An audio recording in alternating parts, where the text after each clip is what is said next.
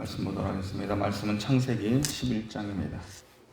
창세기 11장 31절부터 교독하도록 하겠습니다. 창세기에서는 셈의 족보가 두 번 언급되어 있습니다. 처음 셈의 족보는 창세기 10장에 기록되어 있습니다. 그리고 11장에 바벨탑 사건이 언급된 그 다음 11장에 다시 11장 10절부터 32절까지 셈의 족보가 두 번째로 기록되어 있습니다. 셈의 족보가 이렇게 두 번 언급된 것은 셈의 후손 중에 하나님이 아닌 세상을 향하여 나간 자로 인해 나누어짐이 있었기 때문입니다. 바로 에벨의 두 아들 벨렉과 욕단 때에 셈의 족보는 두 갈래로 나누어지게 됩니다. 동생 욕단은 바벨탑을 세운 자들과 함께 함으로 하나님 나라의 계보에서 이탈되게 됩니다. 결국 하나님의 구원 계획은 형 벨렉을 통해서 이어지게 됩니다.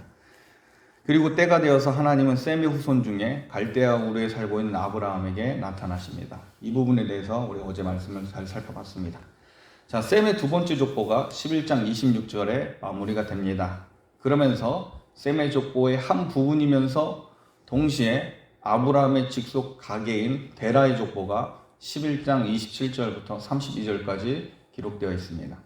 이 데라의 족보는 셈의 족보에 기록된 다른 인물들과 보다 좀 더 상세하게 기록되어 있습니다. 11장 31절, 32절에 이렇게 기록되어 있습니다. 데라가 그 아들 아브라함과 하란의 아들인 그의 손자 롯과 그의 며느리 아브라함의 아내 사레를 데리고 갈대아인의 우르를 떠나 가나안 땅으로 가고자 하더니 하란에 이르러 거기 거류하였으며 데라는 나이가 205세가 되어 하란에서 죽었더라 라고 되어 있습니다. 갈대아 우르에서 살고 있던 데라가 아브람과 손자 롯과 며느리 사레를 데리고 가나안 땅으로 가려고 했다고 합니다. 그런데 가나안 땅에는 가지는 못하고 하란에서 머물다가 결국 그곳에서 데라는 죽었다라고 되어 있습니다. 여기서 한 가지 의문이 드는 것은 왜 데라는 갈대아 우르를 떠난 결심을 하였을까입니다.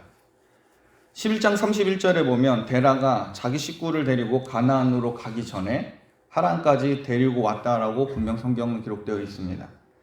데라가 하란에서 죽고 난 후 하나님께서 아브라함에게 나타나시는 부분이 그 다음에 바로 12장부터 일어나고 있습니다. 12장 1절에 보면 여호와께서 아브라함에게 이르시되 너는 너희 고향과 친척과 아비의 집을 떠나 내가 내게 보여줄 땅이라 가라.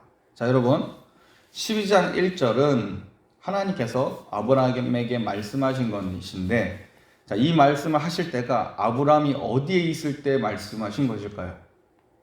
갈대아 우르에서 있을 때 말씀하신 걸까요? 아니면 데라가 하란에서 머물 때 하나님께서 아브라함에게 말씀하신 걸까요? 그러니까 우리가 오늘 읽었던 부분하고 전체적으로 문맥상 봤을 때 데라가 하란에서 죽었을 때 아브라함에게 말씀하신 것으로 봐야 합니다.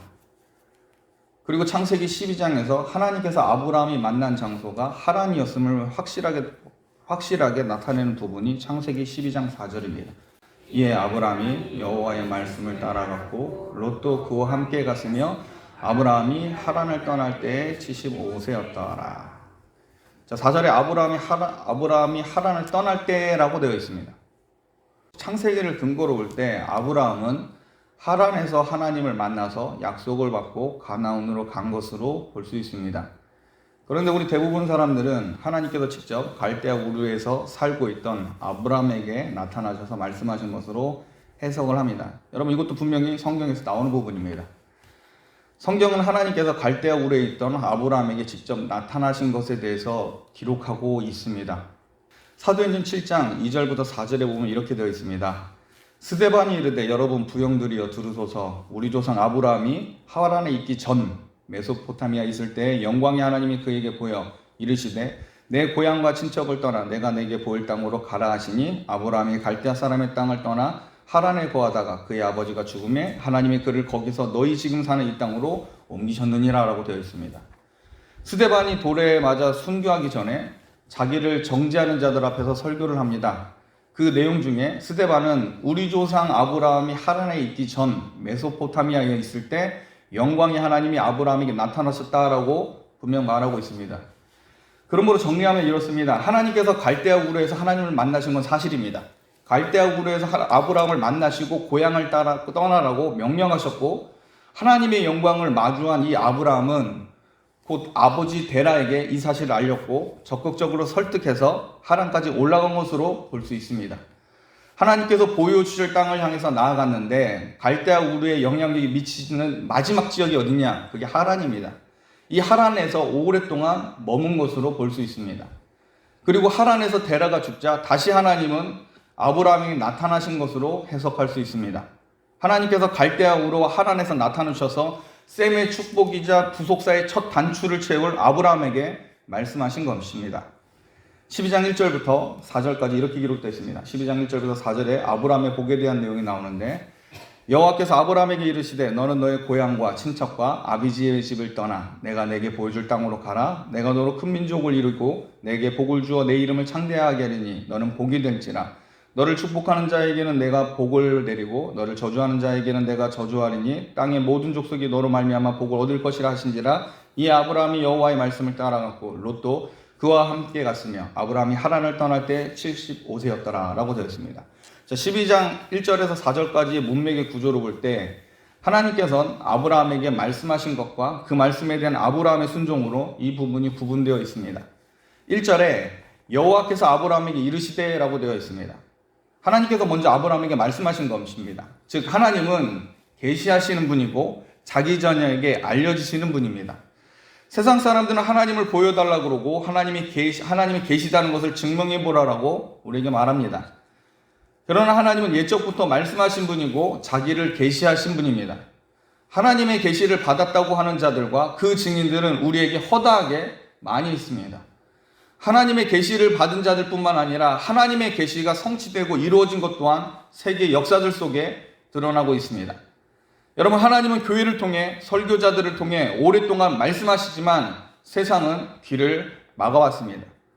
하나님께서 주시는 일반적인 혜택, 곧 일반 은총을 이 세상은 경험하고 있으면서도 여전히 하나님께 감사하지 않고 살아갑니다. 오직 하나님의 계시는 믿음이 있어야 들려질 수 있습니다. 믿음이 강하면 강할수록 하나님의 말씀은 들려질 뿐만 아니라 권위를 가지게 됩니다. 아브라함은 갈대아 우르에서 하나님의 영광을 보았습니다. 그 영광이 얼마나 강력했는지 갈대아 우르라고 하는 당시 문화도시이자 사람들이 살기에 좋게 여기는 그 도시를 떠났습니다. 우상숭배자였던 아버지 데라를 관건에서 이끌고 하란까지 북쪽으로 올라간 겁니다. 그리고 하란에서 오랫동안 머물고 있던 이 아브라함에게 고향과 친척과 아비집을 떠나 내가 보여줄 땅으로 가라라고 하나님의 영광은 다시 아브라함에게 나타난 겁니다. 여러분, 이 하란이라는 곳은 갈대아 우르 문화권의 최북단입니다. 이 갈대아 우르와 이 하란은 같은 문화권의 영역 속에 있을 뿐만 아니라 그 주요 신이 달의 신이라고 불려지는 신이라고 하는 그런 신을, 달신을 믿는 그런 같은 문화권으로 이해되어져 있습니다. 그러므로 이 하란을 넘어가면은 일단은 갈대아 우르하고는 완전히 다른 문화권에 있는 겁니다. 하란을 넘어서면 이제는 갈대아 나라가 주는 영향력에서 완전히 벗어나게 됩니다. 하란에서 떠나면 이제 아브라함은 진짜로 나라 없는 백성이 되고 나그네이고 떠돌이 족속이 되는 겁니다.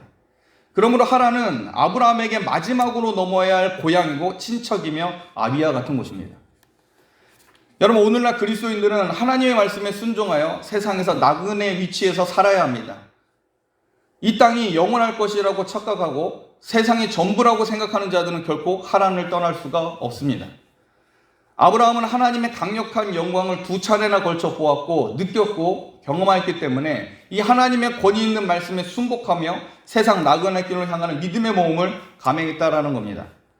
참된 성도는 하나님과 인격적인 만남이 분명히 있습니다. 하나님과 인격적인 만남이 있기 때문에 하란을 떠나 가나안을 향하는 삶을 주저없이 나아갈 수 있는 겁니다. 하나님의 영광과 그 능력의 탁월함을 영혼 깊이 경험한 성도야말로 세상에서 발을 떼고 천국으로 향하는 여정에 출발할 수 있다라는 겁니다. 여러분, 이 세상에서 우리가 주인공 되려고 노력할 필요가 없습니다. 우리는 이 땅에 나그네이고 우리는 잠시 머물다가 하나님의 천국에 영원히 하나님과 동행할 신부님을 여러분 기억하시길 바랍니다. 이 땅의 탁월함을 추구하지 마십시오. 왜냐하면 이 땅의 탁월함들은 눈에 보이는 아름다운 것들은 하나님의 심판 위에 서 있기 때문에 우리의 이상과 우리의 목적이 아니라는 겁니다. 아브라함이 하나님의 말씀에 순종할 수 있었던 것은 하나님의 영광에 대한 신뢰와 확신 때문이었습니다. 여러분, 그렇다면 우리는 어떻게 하나님의 영광과 마주할 수 있었을까요? 구약시대에 아직 계시가 완성되지 않았을 때는 하나님께서 직접 나타나셔서 아브라함에 나타나셔서 자기를 계시해 주셨습니다. 하나님의 영광을 직접 보여주신 겁니다. 그렇다면 오늘날 계시가 완성된 이 신약시대에 주의 자녀들에게 하나님의 영광은 어떤 모습으로 나타날까요? 이미 제가 질문하면서 답도 언급했습니다. 바로 여러분, 현재 우리가 계시가 완성된 시대에 살고 있습니다. 성경, 곧 하나님께서 자기를 드러내시기 위한 모든 계시가 오류 없이 집합되었고 마땅히 알아야 될 내용들을 다 모아놓으셔서 지금 우리는 직접 이 성경을 통해서 하나님의 영광을 보고 있습니다. 이 놀라운 혜택을 과거 구약 성도들은 가질 수 없었습니다. 그런데 이제 마음만 먹으면 성령의 감동하심과 역사하심을 따라 성경을 통해서 하나님의 영광이 어떠한 것인지 경외심을 가지고 성경을 보고 연구하는 주의 자녀들에게 하나님은 나타내 보여주실 겁니다. 오늘 본문을 통해 아브라함이 탁월해서 하나님 말씀에 순종하는 것이라고 보아서는 안 됩니다. 아브라함이 가진 믿음조차도 하나님의 영광, 곧 하나님께서 계시의 정신을 주셔서 그 압도하시는 하나님의 권위에 아브라함이 설득당해서 순종하는 겁니다. 하나님의 영광은 탁월했다라는 겁니다. 그 말씀에 순종한 아브라함도 대단하지만 그 아브라함으로 순종케 하셨던 그 하나님의 영광에 대해서 여러분 사모하시고 기뻐하시길 바랍니다. 그런 결단과 그런 마음으로 여러분들이 하나님 말씀을 마주하게 될 땐 분명히 성령께서 여러분들에게 힘과 능력을 주셔서 저 천국을 향한 하나님께서 능력이 임하게 해주실 믿으시길 바랍니다. 그러므로 여러분, 하란에서 벗어나기 위해 성도가 간절히 간구해야 될 것은 나의 결심과 나의 힘보단 하나님의 영광이어야 됩니다. 저 천국으로 향하는 여정 속에서 일어나는 고난과 장애를 이길 수 있는 힘도 하나님의 영광으로부터 나오는 겁니다. 여러분, 말씀을 통해서 은혜를 받으셔야 됩니다. 하나님의 말씀을 통해서 설교를 통해서 어떤 말씀의 계기를 통해서 하나님의 영광과 마주하셔야 됩니다.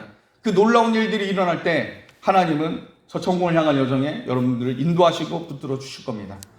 하나님께서는 아브라함에게 단순히 떠나라는 명령만 주시지 않으셨습니다.